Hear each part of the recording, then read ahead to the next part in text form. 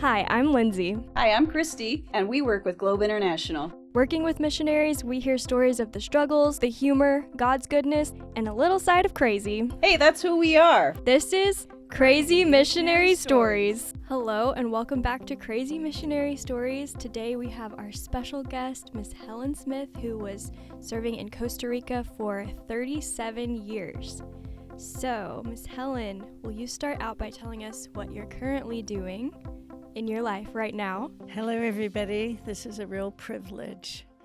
What I am currently doing is I'm reinventing myself.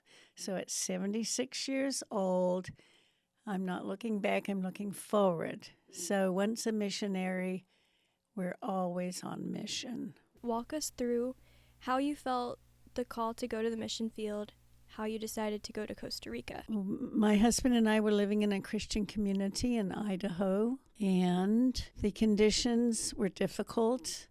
I had a 2-year-old and a new baby, both in diapers at the time. And so a missionary came through our community, and he was on his way to Costa Rica to go to language school, and he was going to Peru, which seemed like an exotic thing to do. So he suggested we read some books by Don Richardson, Peace Child. And so we began to read some books, and then we needed a break. So we went to Canada to a camp, and there was a man there from the Philippines, a missionary. And he was praying that the Lord would give him an ultralight, because he would go to the islands, he would create a church, and when he got back there again, the church had fallen away because there was nobody to take care of the people. So Dennis and I thought that would be marvelous. That would be our ticket out of community. So we went back and shared this great idea that, we wanted to go and live in the Philippines. So we had to wait for the leadership to pray about it and consider whether that was good for everybody involved. And when the answer was no, it was so crushing. The funny thing is, now that I speak Spanish, and we knew that the name of the island was Fuga, look it up on the map. Fuga in Spanish means escape. And I think I discovered at that particular time in my life that God has a sense of humor. So no escape for the Smiths. But the Lord had a plan.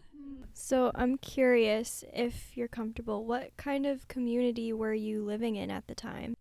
It was in Salmon, Idaho, and it was a 3-month training camp for missionary candidates. So we were in the right place, and we were exposed to the right people.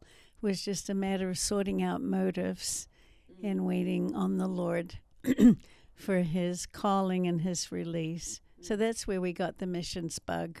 And how did you end up in Costa Rica then? A couple that I have mentioned already came through. They were on their way to Costa Rica to go to language school, and then they were going to Peru, Randy and Bobby Spurger. And so the Lord used them back in the day to create a missions training agency in San Jose, Costa Rica.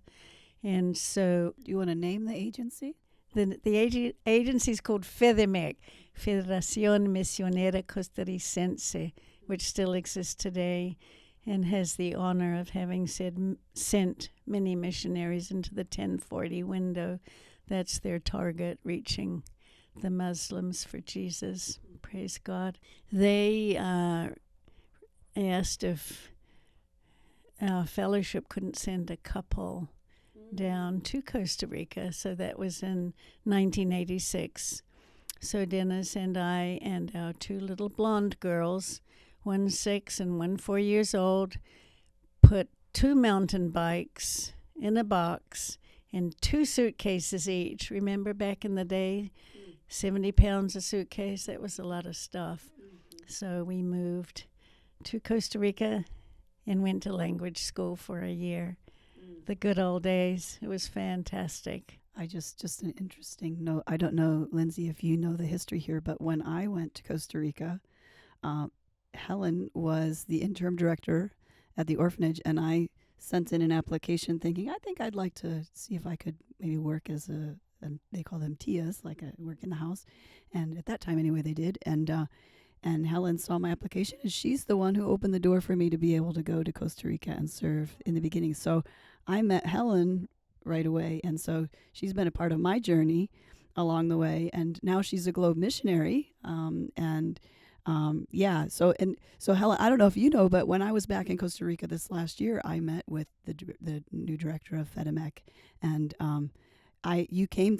you were brought up in the conversation as una ateniense that was in common with us, and somebody from Atenas in that same area, and that we have in common. And just I remember thinking, wow, it's just incredible to think of your testimony, your life, and that role has played in my life and my ministry, and what the Lord allowed me to participate in. And now you're still looking to go back out. So can you explain to us what the ministry was then? So you guys went to San Jose. You went through language school. 37 years in ministry is not just one little thing that you've done. So can you explain what you did with FEDEMEC, what your role was there, and then kind of what else you have been able to do there? And if you would, what your husband also was doing, and kind of what that looks like potentially for the future for you. Sure, I'd love to share. So we went to language school, and language school puts the grammar book in your brain. The challenge is to have all of that come out of the mouth. So we were in a program called the Faro program that was developed by the Brewsters. So you could learn a language in a country where there's no language school. So essentially, we did that program, and it required that we find a language helper that spoke both Spanish and English. And every week we'd have to do a text in English, have it translated into Spanish, and with a loop tape on the old cassette. Wow. Remember back in the day when there was no WhatsApp? So you'd have to take that loop recording and repeat it. Hola, me llamo Elena y yo vengo a Costa Rica para aprender el español. That's how effective it was. That was a long time ago, and I still remember every single text that I put to memory. Wow. So my husband was working at FEDEMEC, and it was an amazing time in our life. And we always think if we could go back, which part would we go back to? That was amazing because it was so wonderful. The Lord was so busy doing marvelous things. So at FEDEMEC, they had three things that they were offering missionary candidates. Number one was perspectives. Yay. And Christy, Kairos. Yay. And so that was Randy Spurger. And then there was a kid that grew up in the jungle down there. His parents were Bible translators. And so Peter Jones did the jungle training camp. Going to the 10-foot window isn't renting a nice apartment with a dryer and a washing machine. Right. And I'm not pointing my fingers at anybody because we all want one of those. Thank you very much. So Peter Jones would take these missionary candidates into the jungle in Costa Rica. That's where he grew up. And these people had to cut trees down and build their hut. So they were expected to live like Cabecas, which is a nation in Costa Rica, indigenous people. They had to hunt monkeys and sloths, and I'm not kidding. They had to fish. The women were not allowed to take any hygiene products. And there was no toothpaste, no snacks, no coffee. So for 3 months, it wasn't just for the weekend, it was 3 months. So these candidates had permission from their local church and from their families. And these were Costa Ricans who went through this training? Costa Ricans. Did you all have to go through that? My husband did. Okay. I would go and visit. Yay. Yeah. And so, that was a test. And a lot of those people are on the field today, so it was good. And the third part of the training was Dennis and Helen Smith, and we had a discipleship program, so, so that our people wouldn't become casualties on the field. So let's talk about your marriage. Let's talk about what goes on in the bedroom behind closed doors. You need to have every aspect of your life together, your finances, your kids, happy wife, happy husband. And so that's what we did. And we would offer our program for 2 years, and we would get permission from people's pastors. So they would come under us for 2 years. So it wasn't just come when you feel like it. It was a commitment, and it was an incredible 8 years. Wow. So that's what we were doing in Costa Rica back in the day. So, we made friends with all the who's and the what's in missions. And yeah, I know you have mentioned to me some big names that came through even your own home, right? Mm-hmm. Yeah, really neat. Privilege. Yeah. Challenge. Wonderful. Because of perspectives and because of all the things that you guys were doing. Right. Yeah, that's really neat. What else did you get to do? So 8 years that you were with that was FedEx. 8 years. We lived, when we went to language school, we didn't want to live in the gringo ghetto. Sorry, gringos. That rented a place around the Language Institute. So we purposed to go live in a Costa Rican neighborhood. And it was the best choice because our kids learned Spanish. They didn't have to pay money. They just played with the kids on the street. And because of the way that we were learning Spanish, we had to visit at least 25 families, not every day. I didn't drink coffee before I went to Costa Rica. I learned how to because you would always hit somebody's house at 3, la hora de cafecito. So I learned to drink coffee that way. And some of those people that I met so long ago are still friends, and I feel like I'm going home when I go back there. So we did that for 8 years, and we lived in Desamparados, which is considered the other side of the track, and on the road to the Metropolitan dump. So I'll never forget one day when a big garbage truck went by our front door and it dumped stuff from one of the big hospitals. Oh, wow. I just thought, oh dear.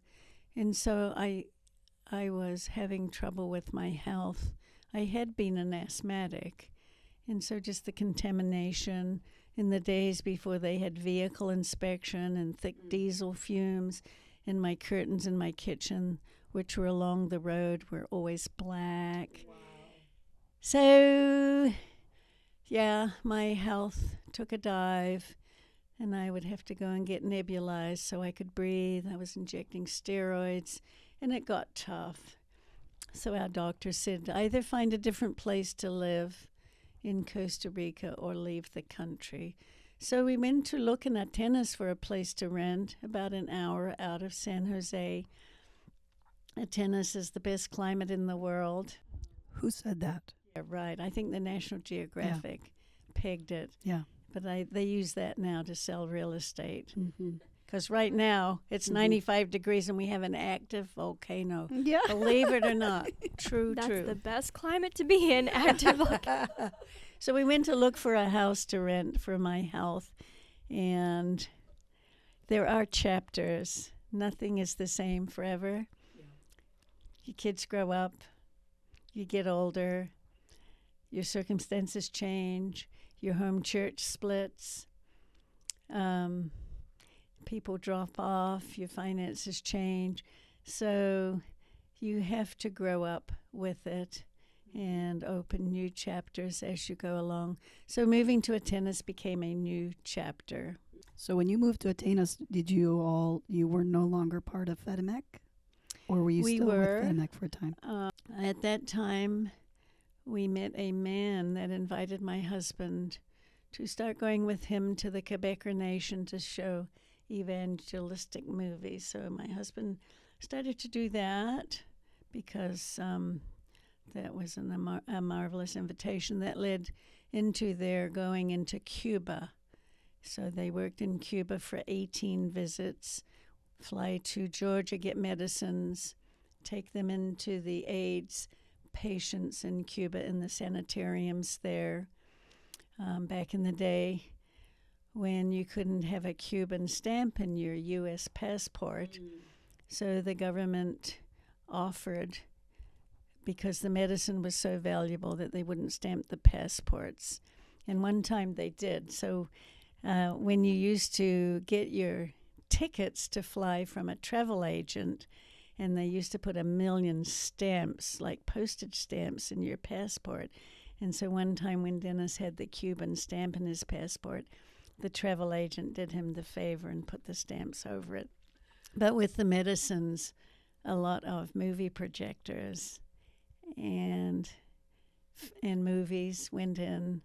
And I think, of course, the government knew, but they turned a blind eye to it. So it was a season until my husband was arrested. He was put under house arrest, and they pulled out the dossier on him, and they had everything right. So, of course, they knew what was going on. So that was the end of that. And then our marvelous missionary salary, which was all of the people in our fellowship would pray every month, and that's what the Smiths would receive. Wow. And Ralph Winter told us, that doesn't work. That's a very poor model, but God loves to defy the statistics, and here I am still. So anyway, the Lord used one man to put my husband on salary, and that was an amazing blessing. And what did he do with that? Well, it was the Quebecer nation in Costa Rica. Then it was Cuba, and this man, Ralph Fair, who is still alive today, but he's elderly. The Lord used him. He had a dream to go to Cusco, Peru, and take the kids off the street, the shoe shiners that are also the glue sniffers. So that was his heart. So they went to a place south of Cusco when the road wasn't even paved. So 2.5 hours south of Cusco was a long ways to get to. And they found a tract of land there that they wanted to buy in order to start a home for kids off the street in Cusco. What's amazing, there was a little old adobe hut with a man called Serafino. He and his wife knew Jesus way back in the day, and they had been praying. Wow. Isn't that phenomenal? And so Jesus shows up, the man with the money. And so that was a long time ago. I forget the exact year. So Dennis and Ralph would go down. I stayed at home, homeschooling our children. And so today, the ministry still exists. It's called Casa del Águila, and it's a children's home, and it's an educational institution, kindergarten, primary school, high school, medical clinic, dental clinic, church plants in the outlying areas. So by the grace of God, it survived the pandemic. Like I did, by the grace of God. And so that's a little bit about that. So you were in Atenas, then homeschooling your children, and your husband would travel there, correct, for a number of years and work with the ministry there and then come back. When I met you, I think he was still doing that. And then you went to Hogar de Vida, with the orphanage there in Atenas. How did all that, you want to touch on that just briefly, what that was, that season of your life? In the year 2001, our newly 10-year-old, son Jonathan died of cancer, and he graduated to heaven. Hallelujah. I'm so glad there's a heaven. And so our little guy was gone. Our oldest daughter was off in medical school and our younger daughter was finishing high school at home. And during that time, 2009, the founders of a children's home in Atenas, where we lived, whom we had a friendship with and had known for many years, they wanted to take a sabbatical, which wasn't a word they even knew how to spell, Tim and Dina Stromstad. And so they wanted to go to the States for the year in 2010 and asked if I might take the directorship there while they were gone. And my husband said, "No way, Jose, that's a scripture." And I knew better than to push. So it was like, okay, Jesus. Sounded good to me because I loved the place already. So anyway, I just prayed about it.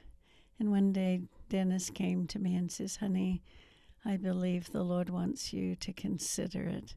So I went over in the middle of 2009 and began to understand the enormity of what I had said yes to.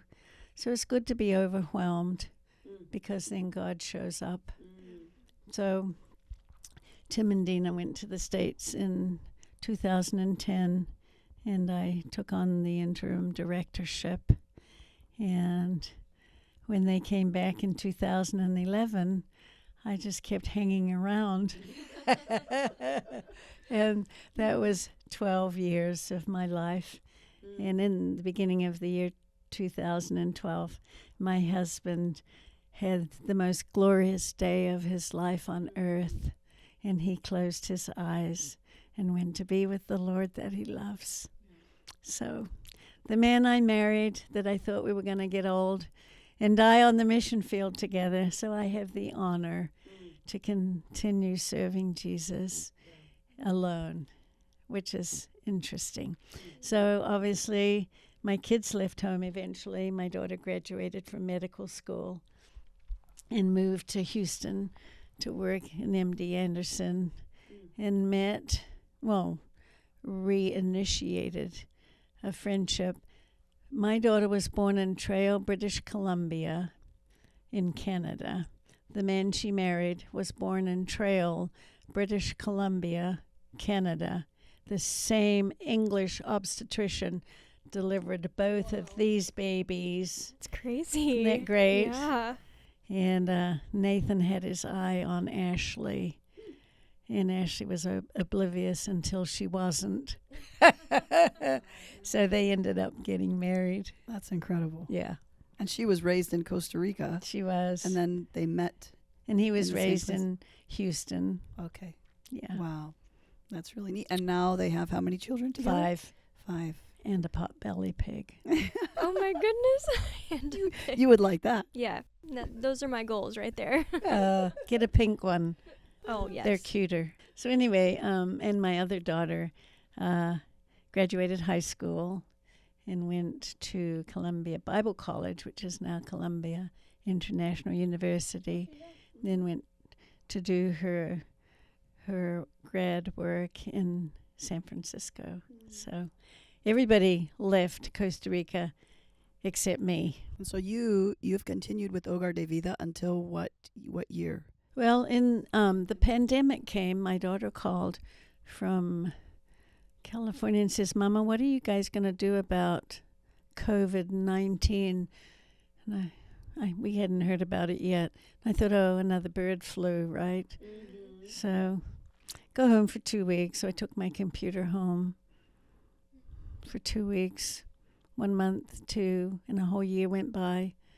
And so at the end of the pandemic, it was convenient that we regrouped. And so I closed the door to that part of my life and knew that Jesus was opening a new chapter. So I feel like I am called. That will never change. And I know that Globe helps new missionaries define their vision. So I'm in that process. And so that's the wonderful part about Globe to me. I transitioned away from the mission board that I did belong to, and Globe has accepted me as one of their missionaries. So we're in the redefining, the refinancing, and so I'm in that process right now. And you're looking at going to Peru then, to where your husband had ministered in the past. Is that correct?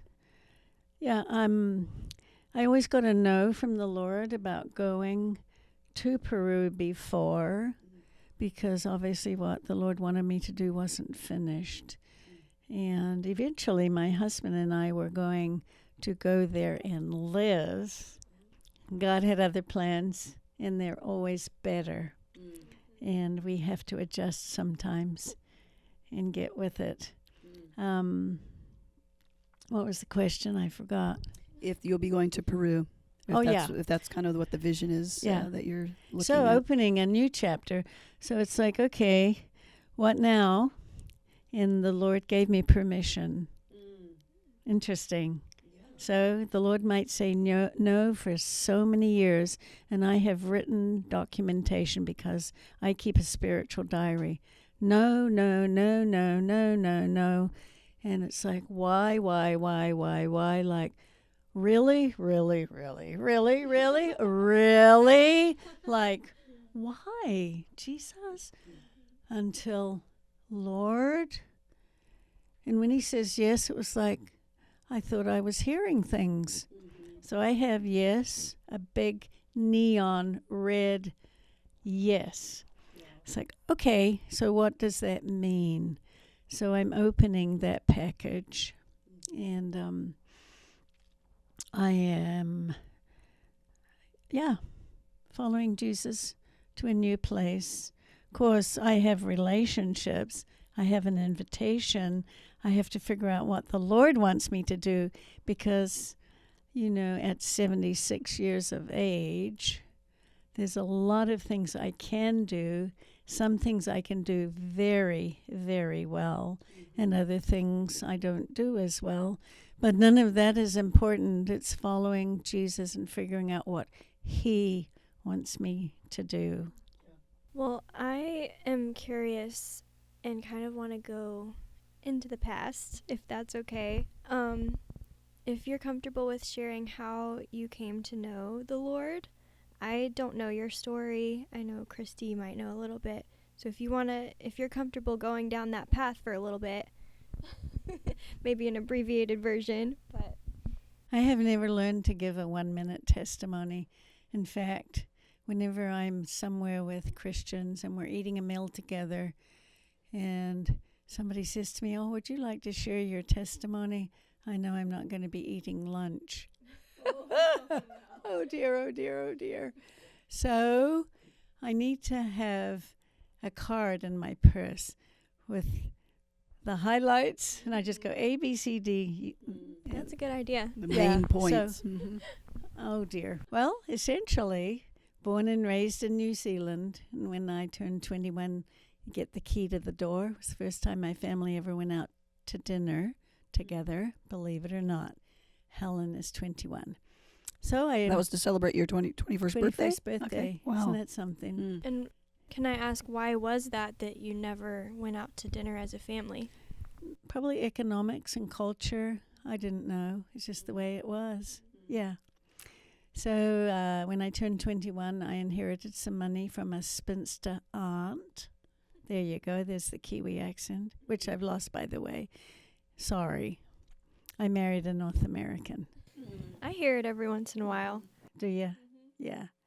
So with the money, I bought a ticket because most people from down under, way back in the day, no TV, and the telephone was down the hall in the freezing cold hall, so people from New Zealand would go overseas, their OE experience, 2 years, and then come back to New Zealand and get married and settle down. And so I was doing that as well. And my primary motive was to find a rich man. Then I could take him back to New Zealand and live happily ever after. because, yeah, there was a lot of pretension in the way I was raised. The morality was, don't let the neighbors catching you doing that. So I was determined that the neighbors wouldn't catch me doing that. So I left New Zealand and did all of that where people couldn't see me. And that's the truth. You know, when your peers and your parents are not looking and you don't know Jesus, well, who makes the rules? Well, you do. And the enemy helps. So there's a lot of that. But when I tell my testimony, that's not me. That's just what the old person did. So I can share that as well. So I got off the ship that I left New Zealand on 6 weeks to the U.S. and then across the U.S. and then the maiden voyage on the Queen Elizabeth II to Southampton and London. I didn't have any idea how historical that was. I'm just going to find this wonderful bag of money at the end of the rainbow. So I ended up in New Zealand House, went to pick my mail up, met 2 Kiwis and 2 Aussies, Australians and New Zealanders. We went to Germany, bought a Volkswagen Beetle, and we camped our way down to Spain. You know, the good old days. I didn't know what a hippie was, never met one. I certainly smelt them, but I didn't know what that was. Love that. You know, patchouli, oil. This is back then. And we got to Morocco. We're on the border between Morocco and, is it Algeria or Tunisia? One of those. Sorry, forgot. And so we meet up with an American Peace Corps worker that has a place where you can stay. And the whole time I am writing mail back to my mother and father in New Zealand, telling them everything. Everything, because, you know, no TV. I didn't even know where Arkansas was. Arkansas, huh? Yeah, right. So this is great. This is amazing. And so this Peace Corps work, and he had all these very unusual people that would come to stay with backpacks. One day I was in the post office in Oujda, Morocco, and I had studied French in high school. And there was an American that pulled up in a Volkswagen van with a peace sign on the front, little curtains and incense, and he had long hair and beads, and he smelled funny. Anyway, he was trying to get money sent from the U.S. to the post office, and a lot of foreigners think if they speak English louder that the other person will figure it out. So anyway, I helped him out with French, and in the meantime, I suggested he come and stay with the Peace Corps worker, which he did. So that night, he gathers all of these people, and we sit in a circle on a floor. They get out a little clay pipe about that long, and they tamp something in it, and they pass it around the circle, and people are going, far out, man. And I didn't even smoke cigarettes, and it was really bizarre. Anyway, this one fellow, Richard, and he's telling stories about how he can make things catch on fire without matches. And yeah, this is before Tolkien. This is before C.S. Lewis. This is like crazy. And then he, you know, his claim to fame was that he was a warlock witch. Well, I don't even believe in Santa Claus. So, long and the short of it, he asked if I could loan him some money until his money came. And I was blonde, false eyelashes, and, you know, the dumb blonde stories. So I loaned him some money. He was going to give me his camera as collateral. Well, in the meantime, 2 fellows from Chicago drove in a white Corvette and parked outside the front gate, and something was going on. Well, in the meantime, I made friends with Douglas, an art student from San Francisco, and we started sharing the same sleeping bag. And whatever was going on, I was told that they were leaving in the morning. And so I asked for my money back, which I did not get. But I was offered a ride across the top of North Africa up through Italy to Germany. And I would be dropped off in Germany. And I thought, well, that's a good way for me to get back to England. So that's what happened. What I didn't really understand, but didn't really care about, Douglas told me that they had built a false compartment on the bottom of the Volkswagen van, and we were trafficking 46 kilos of hashish, which is a cake compound of marijuana, which the men in Morocco smoke socially. And I guess the plan was this was going to U.S. military bases in Germany, and that was all otherworldly to me. So he shared all of this with you. I knew that when we left. Wow. So we get to Rome, then we get to the north of Italy, Modena, which if you use balsamic vinegar, that's where it comes from, Modena, Italy. And the German Volkswagen went kaput in Italy, and the transmission went out. So in order to get it fixed, guess what? So I became a participator in the sale of hashish in Modena. And it was a university town, so there were a lot of people that were looking for what we had. And then one night, a knock on the door, and it was the Italian police that were inviting us to the station. So the four of us were carted off, and they searched the hotel room. They found a bag of white powder, which they assumed was cocaine. I'd never heard of cocaine. I had barely even heard of hashish. And they tested that. It was talcum powder. But they did find a couple of pipes and a little bit of hashish. Then the other three were North Americans, and I am from Christchurch, New Zealand. So the newspaper said, Missionary caught trafficking drugs in Italy. Oh, no. Not funny.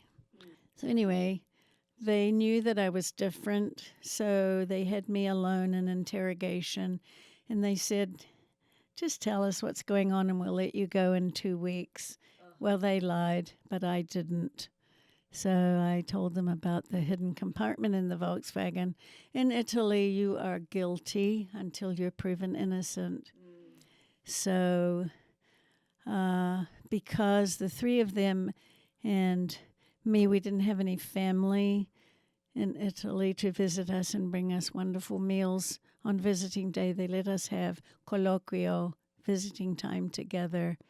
So when Richard found out that I was the one that spilled the beans, his words to me was, I am going to crucify you. So I was scared of him. You know, this warlock witch that could cause things to catch on fire without matches. So it was a difficult time. These were all spiritual, the age of Aquarius, and I was just blonde, and my hair was growing out.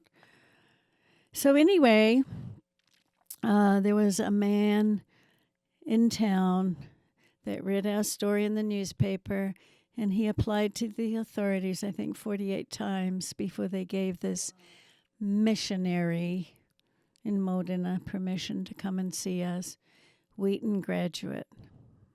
So he came, and there the four of us were, captive audience, excuse the pun, and he came to tell us that if we would confess our sins, that Jesus would save us. Isn't that what you want to hear when you're hoping somebody will bring you cigarettes? So the other three thought that he was quaint but ridiculous, and I kept seeing the man because, yeah, cigarettes, right?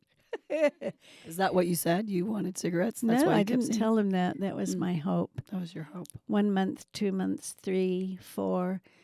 So I started to read the Bible, but it's interesting. My mother was an atheist. She hated Christians. I don't know why. But they made the mistake of letting me go to Sunday school when I was just a kid in New Zealand. And when I am lying on my bed in a prison cell with murderers and prostitutes, this came to my mind. Anything you ask, believing it shall be given to you. Where did that come from? I have since found that in Scripture in Matthew 21:22. That's the power of Scripture. Wow, that's incredible. So, Amazing. yeah, And how old were you as a child when you went to church? probably 5 or 6. Wow. Little kid until my mother decided that Wow. wasn't for us. So, anything. Okay, God. Cigarettes. The New Zealand Embassy in Rome sent me a box with reading material, cigarettes. I defy anybody to say that the Lord wouldn't send cigarettes to a person in prison. So I know the truth. Jesus, the hound of heaven, he was after me. So then somebody bought me some reading material, and there was a book in there by some Christian guru in Switzerland about the God who is there, and it was very intellectual. And I thought, well, he sounds like he has half a brain. And I read that and thought, well, he's either deceived or... So it was like...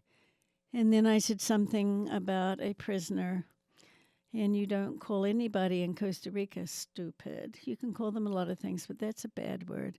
And I found out that was a bad word in Italian, and she hated me. So she was waiting to get me in a corridor. She was going to let me have it. So I'd learned enough Italian now to get myself in trouble. She had a book called the I Ching, which is a form of divination where you throw the coins. And the coins kept telling her to not touch me. And I'm going, interesting. The other girl, Carolyn, the American girl, made a Ouija board. Yeah, out of cardboard. She had to borrow the scissors from the senora. So ABC through Z. And so one day we were there, and she asked me to join her. And, of course, the burning question, who will get out of prison first? H-E-L. And she thumped me, and she said, you pushed the glass. I didn't push the glass. So eventually this thing crept on, so we got notification of trial, 9 months. So go to trial.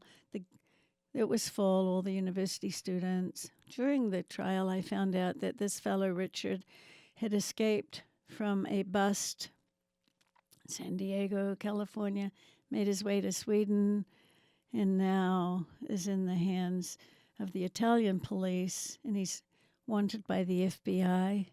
It's like, well, let's do this right. You know, if you're going to get busted for something, let's make it count. It's like, well... So anyway, the court adjourned. Yes, I sold hashish in Italy. Guilty. So our lawyer was going for 3 years, which was the minimum. 1 day in prison is an eternity. 9 months was unthinkable. 3 years.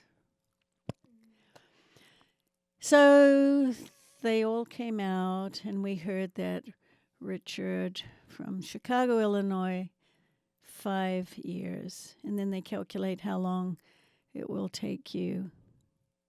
Oh, no, I forgot the best part. Backtrack. So when the court adjourned to decide what to do, then here comes the missionary and all of his tribe. You know, the look, the skirts, the no makeup. It's just like, well, I'm one of them now. Love them. But back in the day, it was like, these people are odd. So anyway, he came, and there was Richard, Douglas, Carolyn, and Helen. So he's sharing about Jesus, and they're combating his arguments.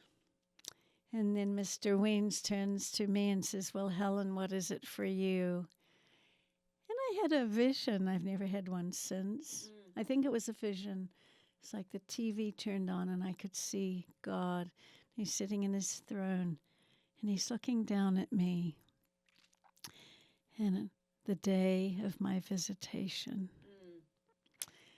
And it was like God showed me this had nothing to do with drugs. This had everything to do with something else. And it was kind of like the penny dropped. And these ears heard this mouth say, I am going to follow Jesus. Wow. I had no idea what that meant. Mm-hmm. So he got tears in his eyes, and that was embarrassing. I had no idea. So then the judges came out. There were 3 of them. Richard, 5 years. Carolyn, 3 years.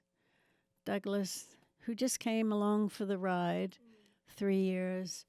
Helen Clear Melhopt from Christchurch, New Zealand. You are free to leave Italy. Wow. As of today. That was the day the Lord made a believer. And I haven't changed my mind since. The story is even more amazing because I got taken to Rome, New Zealand Embassy. Their job was to deport me back to New Zealand. So I told the consul that I wanted to go to this school in Switzerland, you know, the Reformed Jailbird Appeal. So she picked up the phone and called long distance to Switzerland. And she said, we have this girl who's just out of prison. Is she registered at your school? And Dr. Francis Schaefer from L'Abri answered, we have never heard of her before, but she's registered as of today. So that was my beginning. That's how I got saved. That is truly amazing. Yeah. And accepted by Francis Schaefer. Yeah. So Amazing. He was my spiritual dad in prison. Wow. I read one of his books. He was the God Who Is There book. And then I got to meet him. Dr. Schaefer went back to the prison in Italy, and Richard got saved in prison in Italy. Wow. Yeah, isn't that amazing? And Douglas came to L'Abri, and Carolyn came to L'Abri. So we all came to know Jesus. Wow. Mr. Wheaton grad, yeah, who had the nerve and the guts to come and tell us the simple gospel. And little did he know that you would go on to serve in missions. Thank you for sharing that. Yeah, you're welcome. Yes, thank you so much. Okay, so our time is coming to an end. We would like to hear your crazy missionary story. Well, I think one of the funny ones takes me back to the beginning, because when you get saved, you know Jesus, and that's wonderful, but then you have to grow. So I married a man that got saved in Romans chapter 8, Dr. Schaefer's favorite chapter. And he had his story and I had mine. But boy meets girl. So we got married and went to Greece for a honeymoon. And Dennis had the address of some Christians in Greece, so we looked them up. And we were there on Sunday morning church. And so the pastor asked Dennis if he would like to share a brief testimony, and my husband didn't know what a testimony was. So he got up and shared why he was against the war in Vietnam. What was the reaction of the pastor or the people in the church? Silence. Okay. How much longer was it that you both actually realized what it meant to share a testimony? It was a growing process. So don't assume that people, they get infused with Christian lingo when they get saved, because a lot of people have absolutely no idea. That's why I try to avoid Christian buzzwords and try to put it in real English or real Spanish. Helen, this has just been such a treasure.